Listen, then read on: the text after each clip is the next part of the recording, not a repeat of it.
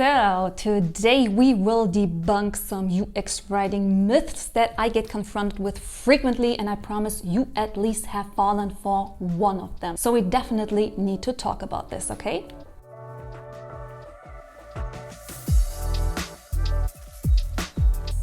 Hey everyone, my name is Kat and I teach people about writing in tech, and on this channel you'll find everything you need to know about especially UX writing. So if you want to learn more about all of that, make sure to hit subscribe and ring the bell. So today I brought you 5 misconceptions about UX writing that we really need to address. And I personally get confronted with these in my course reviews all the time, where students tell me, hey, there is no difference between UX writing and copywriting because UX writing is actually just copywriting for digital products, right?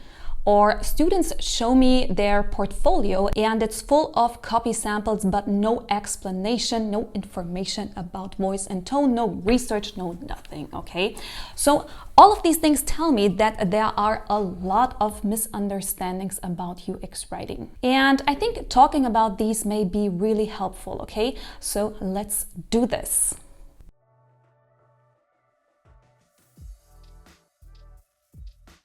And the first misconception might be a very familiar one to you. It's UX writing is writing. Of course, at some point, UX writing is writing in the sense of we as UX writers put words together, but writing is actually the smallest part of being a UX writer. Now, if you believe in this misconception, the consequences will be that you focus on the wrong skills, and you might tell yourself, hey, I'm a good writer, I'm good with words, so UX writing is definitely a career where I can thrive. And you know how I know that? Because that was me. Now, the truth here is that the biggest part of UX writing is undoubtedly research. Not only should you do a lot of user research and testing, you should also do competitor analysis, you should research best practices, you go through your company's brand guidelines to create your voice and tone, you do a lot of desk research about everything content related, and so on. And the other big part of UX writing is collaboration. You don't write UX copy for a product, you build a product with your team, and your very own tool is verbal communication. That's what that is. But the writing is the end result of a long thought process, and this long thought process requires analytical skills and a lot of communication skills, not predominantly writing skills or writing skills only. The next very common misconception is one I just mentioned, and that is that UX writing is just copywriting in digital interfaces. No. Don't ever at me with this, okay? Don't make me read terms like UX copywriter, okay? Don't make me do that.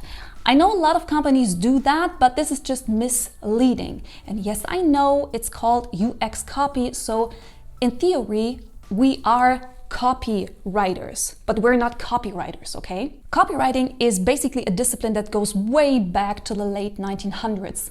A man named John Emery Powers is said to be the first copywriter ever and exclusively focused on writing ads.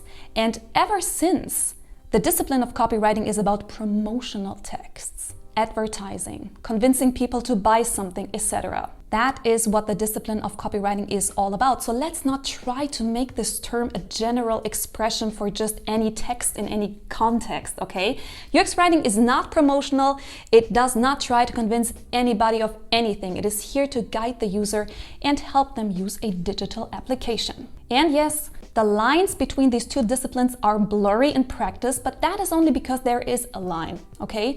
So you may come across text elements that are basically UX writing, but they also try to convince the user, for example, to complete a certain process. But as I said, that is not because UX writing is copywriting, but because real communication patterns can sometimes not be put into boxes, okay? But copywriting is definitely a different discipline than UX writing, and we need to understand the difference between the two in order to be good UX writers. Because if we follow that misconception, we may try to make our UX writing sound promotional or try to push the user to do something. And that will actually make us bad UX writers.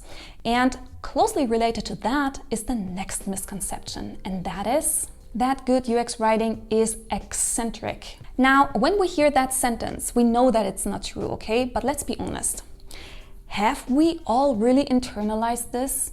Do we all really understand that our UX writing doesn't have to be funny, quirky, cuddly, and cute?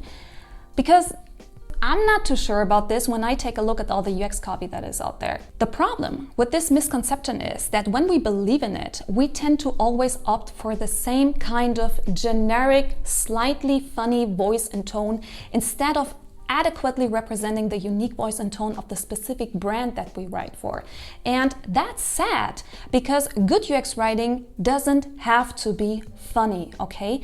It can also be straight to the point. It can also be very subtle and polite. It can be soft, it can be bold, it can be confident, okay? As long as we don't cross the lines of clarity, respect, empathy, and accessibility. So our UX writing can and should be very versatile.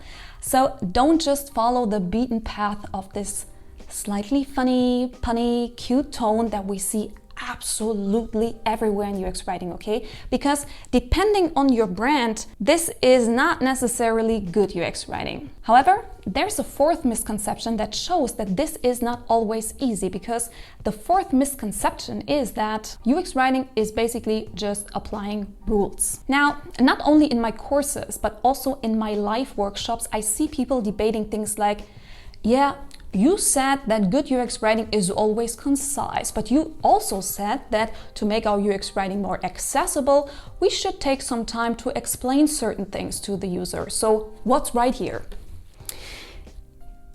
The thing is, UX writing is not like UX design, okay? Because in UX design, there are very specific rules and heuristics. There are patterns you can choose from. UX writing, however, is a language. The things we say can be said in 30 different ways, and they can all be right and they can all be wrong. So UX writing does not work like that. It doesn't work like I give you 10 different rules to stick to and then you will know exactly what to write in each situation, okay? UX writing just doesn't work like that. And I promise you, even if you know all the rules, you still have to follow your intuition, okay? You still have to make decisions from your gut and your experience. And if you're not ready to do that and you just try to find the right rules and apply the right rules, you won't be able to make good writing decisions, okay? So embrace the unknown, accept that you have to make writing decisions without someone telling you how to make them, and most importantly, practice, practice, practice. And I know that sounds a little tough, but we're here to debunk misconceptions, okay? So it needs to be said. And the fifth misconception is UX writing is a dream job. I know the job profile of the UX writer is all over the place. Everywhere we can read about how cool it is, about how every company needs a UX writer and why, and how to get into UX writing, etc. But there is never really the question of whether or not UX writing is actually a cool job, okay? You know, from a realistic perspective. It is often just sold as the absolute dream job that you should transition to. But if you follow the discussions in all these communities, you know that just like any other job profile, the job of a UX writer also comes with challenges and struggles. And for UX writing, some things are especially problematic because many companies want to have UX writers on their teams, but they are not willing to go down the road that needs to be, you know, walked down in practice. So they want you to write copy, but then there is marketing. And marketing wants to use this and that vocabulary. And then there is the SEO person who thinks that the button copy should be like this and that, you know? So if you follow the misconception of UX writing offering an absolute dream job, you might get overwhelmed and discouraged by these facts, okay? So instead of following this illusion, make sure to have a realistic idea of what to expect from working as a UX writer, the upsides and the downsides, okay? And for this, just talk to senior UX writers, ask them about the struggles and how they handle them. And if after that you still think that UX writing is great, and to be honest, it still is great, then keep on following that path. So these were 5 of the most common misconceptions about UX writing, but of course there are many, many more. To be a good UX writer, make sure you allow yourself to get a well-balanced picture of what UX writing is, and also allow yourself to know that UX writing can be tricky and complex, okay? Because even then, it is still an absolutely awesome discipline, which is definitely worth getting into, okay?